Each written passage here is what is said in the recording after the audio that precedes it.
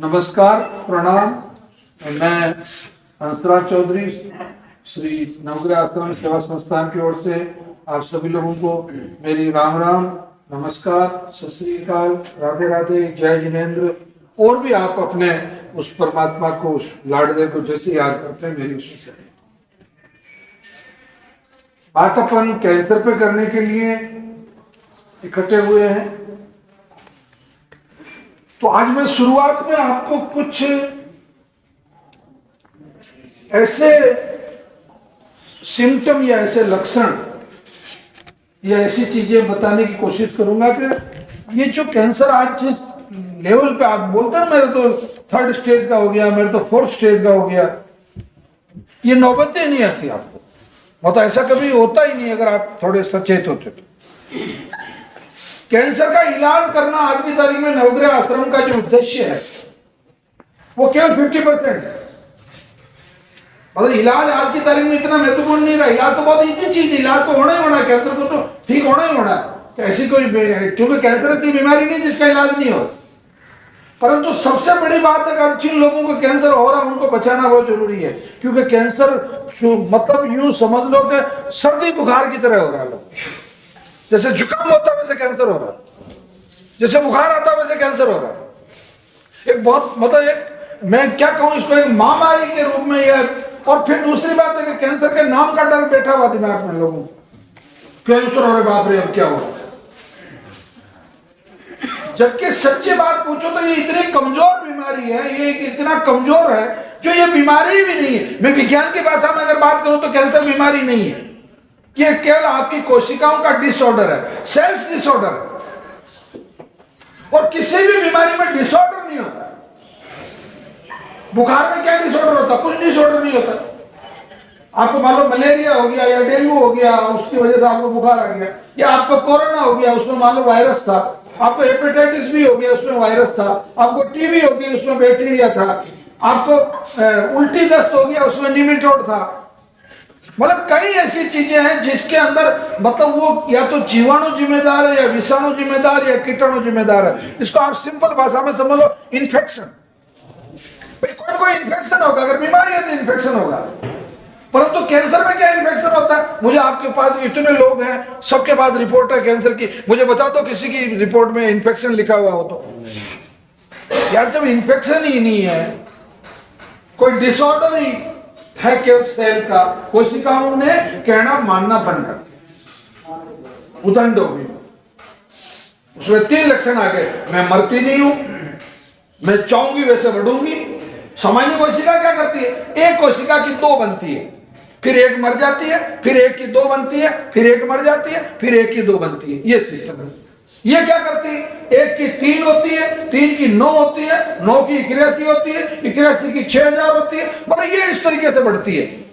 पहला तो मरना भूल गई, मरना भूल गई, मैं तो नहीं मरती साहब। अरे यार तू नहीं मरती, क्यों नहीं मरती? क्योंकि मैं डिसऑर्डर। जैसे आतंकवादी होता है, वो क्या करता है? कोई टेररिस्ट है जैसे, वो क्या करता है? वो कहता मैं तो मरूंगा तो तुम लोगों को लेके मरूंगा। सेम कैंसर की कोशिकाएं यही कर रही है, मरेगी तो पूरा शरीर लेके मरेगी, परंतु अकेली नहीं मरेगी। जबकि नियम क्या? 1 की 2, 1 की 2, 1 की 2 होती जाएगी, मरती जाएगी। पुरानी कोशिकाओं को नई कोशिकाएं खाती जाएगी। हमेशा दुनिया में कायदा, कमजोर को कौन खाता है? ताकतवर। कमजोर को परेशान कौन करता है? ताकतवर। आपके गांव का जो सबसे बड़ा बाहुबली होगा वो सरपंच बढ़ेगा। क्यों? तो यार उस बदमाश आदमी से कौन लड़ाई करे? चलो यार बीमारी खत्म, इसके खिलाफ कोई किसी को खड़ा नहीं होना, इसको होना। वही आतंकवाद इन कैंसर कोशिकाओं का आपके शरीर में है कि वो चाहती कि हम तो डिसऑर्डर हो गई, हमने तो हमारी धर्म बदल लिया, जाति बदल ली, हम तो मरेगी नहीं। दूसरा, हमारा जो विस्तार है वो वैसे होगा। और तीसरी जो सबसे महत्वपूर्ण बात है, ये खून में तो पैदा होती है। कैंसर का पहली बात, जो कैंसर जहां भी आपके शरीर में पैदा होगा वो आपके ब्लड में पैदा होगा। आपके WBC, RBC, प्लेटलेट्स और प्लाज्मा, ये 4 चीजें आपके शरीर में है, और बाकी का पानी है। इसके अंदर कहीं ना कहीं गड़बड़ होगा। किसी भी कैंसर पेशेंट की रिपोर्ट आप उठा के देख लो, उसकी WBC बढ़ी हुई आएगी, उसकी प्लेटलेट्स घटी हुई आएगी, उसकी आरबीसी गड़बड़ आएगी, या उसका हीमोग्लोबिन गड़बड़ आएगा। मतलब ऐसा कोई कैंसर पेशेंट मैंने पिछले 10 साल में नहीं देखा कि जिसके ब्लड रिपोर्ट में ऊंचा नीचा नहीं हुआ हो और उसको कैंसर हो गया हो। समझ में आ रही बात? मतलब बहुत सिंपल तरीके से समझने की जरूरत है कि कैंसर का मतलब तूफान नहीं है, कैंसर का मतलब मौत नहीं है, कैंसर का मतलब डिसऑर्डर है। अच्छा, डिसऑर्डर को तो ऑर्डर कर सकते हैं पर अब इसको बहुत सिंपल तरीके से मैं समझाऊं। मान लो आपके पास ट्रैक्टर है, आपके पास कार है, आपका वो थर्ड गियर में जब भी डाल रहे हो तो आवाज आ रही है, आप मिस्त्री को जाके क्या कहोगे? इसकी लाइटें नहीं चल रही, इसका टायर पंचर हो रहा है, क्या कहोगे? तो यार इसके थर्ड गियर में जब डाल रहे हैं तो आवाज आ रही है। तो बोलते सर इसका डिसऑर्डर हो गया, मैं इसको देख लेता हूं। वो उसको गियर के बक्से को खोलेगा, उसमें एक गिरारी जो है उस गिरारी को चेंज कर देगा। पूरी इंजन नहीं खोलना पड़ा ना, लाइटें नहीं खोलनी पड़ी ना, टायर नहीं खोलने पड़े ना। सेम बस ये इतना कैंसर है। आपके शरीर में जो कोशिकाएं गड़बड़ हो गई है, उन कोशिकाओं की जगह नई कोशिकाएं जो बनने वाली है वो कैंसर वाली नहीं चाहिए अपने को। बात खत्म। अच्छा, कोशिकाएं कौन बना रहा है? अपनी बना रहा है ना। अपन से मतलब भगवान ही बना रहा है, अल्लाह बना रहा है, वाहिगुरु बना रहा है। आप जिस भी धर्म को मानो वो आपकी अपनी निजता है। ये शरीर में बन रही है ना, किससे बन रही है? अब इसको समझ लो। आप जो कुछ भी खा रहे हैं और पी रहे हैं उस सबका आपके शरीर में रस बन रहा है। आप दूध खा रहे हैं तो भी रस बन रहा है, दही खा रहे हैं तो भी रस बन रहा है, सब्जी खा रहे हैं तो भी रस बन रहा है, दारू पी रहे हैं तो भी रस बन रहा है, नॉनवेज खा रहे हैं तो भी रस बन रहा है। आप जो कुछ भी खा रहे हैं और पी रहे हैं उसका आपके आमाशय में जाकर रस बन रहा है। उस रस को छोटी छोटी जो आपके शरीर में जो इसको अंग है, छोटी छोटी जो वो उसको सौंक रही है। क्या सौंक रही है? विटामिन है, प्रोटीन है, कार्बोहाइड्रेट्स है, मिनरल्स है, फैट्स है। यही तो काम की चीजें है।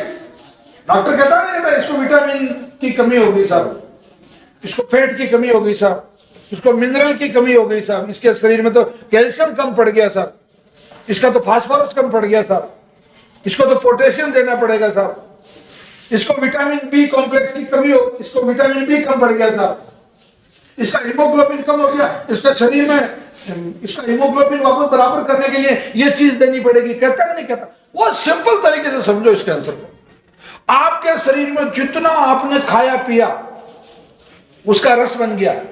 उस रस में से जितने करोड़ों सेंसर हैं छोटे छोटे, वो आपका कार्बोहाइड्रेट्स को, प्रोटीन्स को, विटामिन को, फैट्स को, मिनरल्स को, ये जितनी चीजें उन सबको सौंप के और आपके खून में मिला देता है। खून कहां जाता है? सबसे पहले लीवर में। सबसे ज्यादा खून कहां भरा हुआ आपके शरीर में? लीवर में। तो सबसे पहले लीवर जांच करेगा उसकी। लीवर ने कहा हाँ ये ठीक है, इसमें कोई जहर वहर नहीं, आत्महत्या नहीं करना। आदमी जहर पीते ही क्या होता है? सबसे पहले उसको उल्टी होती है या उसको लूज मोशन होता है। तो लीवर कहेगा नहीं भाई, उल्टी तो तब होगी जब आमाशय करवा देगा। आमाशय शुरू में पता चल जाएगा यही करो, यही गड़बड़ है, अरे उल्टी करो उल्टी करो। शरीर कभी शरीर को मारने नहीं देता।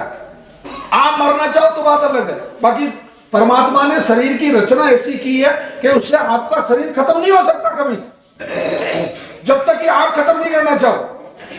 समझ में आ रही बात? खाया, रस बन गया, रस को उन्होंने सौंक लिया, खून में चला गया, तो रस का क्या बन गया? रक्त बन गया, खून बन गया। खून से आपके शरीर की ये मांस बन गया। मांस की क्या क्या? जैसे ब्रेन है आपका, मांस है, फेफड़े मांस है, किडनी मांस है, लीवर मांस है, चमड़ी मांस है, मांस बन गया। मांस से बनता है चर्बी। चर्बी आपके थाई एरिया में चर्बी है, शरीर में जितना भी मतलब चर्बी है, फैट जो है, चर्बी में कभी कैंसर नहीं होता। चलो एक टेंशन तो खत्म हुई। और रस में भी कैंसर नहीं होता, एक दूसरी टेंशन खत्म हुई। अभी तक क्या चीज है? रक्त आया और मांस है। रक्त में कैंसर होता है, ब्लड कैंसर होता है, आपने सबने सुना। शुरुआत ही वहीं से होती है। फिर आपका मांस जो है किडनी में हो गया, लीवर में हो गया, ट्यूमर में हो गया, ब्रेस्ट में हो गया, बच्चादानी में हो गया, सर्विक्स में हो गया, जितने मांस के, ठीक है। मांस से चर्बी बन गई। अब चर्बी से क्या बनती है? हड्डी। हड्डी में कैंसर होता है, ऑस्टियोसार्कोमा, जो हड्डी का कैंसर उसमें होता है। हड्डी से होता है बोन मेरो बनता है। बोन मेरो में कभी कैंसर नहीं होता। बोन मेरो तो खून का निर्माण का काम करता है, बोन मेरो के अंदर कैंसर नहीं होता। बोन मेरो ट्रांसप्लांट जो करता है वो होता है एक्चुअली हड्डी के कैंसर का पूरा खेल है। बोन मेरो हो गया आपका। बोन मेरो में जो माता बहनें हैं उनमें तो ये रज बनता है, और जो पुरुष है उनमें शुक्र बनता है। शुक्र का ओज बनता है, रज का भी ओज बनता है, और शुक्र और रज दोनों मिल गए तो उससे हीरा लाल बनता है, पन्ना लाल बनता है, हंसराज बनता है, सुनेत्रा बनती है, वो बनता है, ठीक है। अब ये जो खेल आया यहां पर, ये जो रज और शुक्र जो मिलके बना, इसका डीएनए काम करता है। इसलिए आप लोगों को आज मैं ये जानकारी दे रहा हूं। बहुत सारे लोग कहते हैं ना साहब इसके दादाजी को कैंसर था, इसकी नानी को कैंसर था, इसलिए हुआ। डीएनए, आपका जो डीएनए है, यानी कि डीएनए का मतलब खानदान। इसलिए आज की तारीख में जो डीएनए से होने वाला जो कैंसर है, खानदानी रूप से जो कैंसर, जिसको वंशानुगत बोलते हैं अपन, वो जो कैंसर है वो 7.5-8% के आसपास है। अब ज्यादा घबराने की जरूरत नहीं, क्या 7.5% ही है। बड़ा 100 लोगों के माँ बाप को अगर कैंसर था, नाना नानी को था या दादा दादी को था, तो उसकी जो संतान है सबको कैंसर नहीं होगा। डीएनए मतलब कई सालों में चेंज होता रहता है। बताओ आपके बताओ माँ भी गोरी, बिल्कुल बाप भी बिल्कुल गोरा, बड़ा अच्छे कलर का, और उनका लड़का काला हो गया, तो लोग कहेंगे वो क्या, वो माँ क्या गलत जगह थोड़ी चली गई, वो डीएनए में उसका कोई दादा काला रहा होगा, या उसका नाना काला रहा होगा, नानी काली रही होगी। मतलब कई खानदान में 7 पीढ़ी बोलते हैं, पर 7 पीढ़ी में कहीं गड़बड़ रही होगी, उसकी वजह से उसको वो चीज जो डीएनए है वो चेंज हो गया। तो यानी कि आपकी वो जो एक छोटी सी कोशिका जिससे वो हीरा लाल, पन्ना लाल या सुमित्रा बनी, वो कितनी कोशिका है, उस कोशिका के अंदर पूरा का पूरा प्रोग्राम है, पूरा का पूरा प्लानिंग है कि उसकी आंखें ऐसी होगी, उसके बाल ऐसे होंगे, उसकी हाइट इतनी होगी, उसका वजन ऐसा होगा, वो ऐसे बोलेगा, ऐसे चलेगा, ऐसी बात करेगा, इतना बुद्धिमान होगा, इतना मूर्ख होगा। समझ में आ रही? तो ये डीएनए जो है, ये डीएनए कैंसर की जड़ है।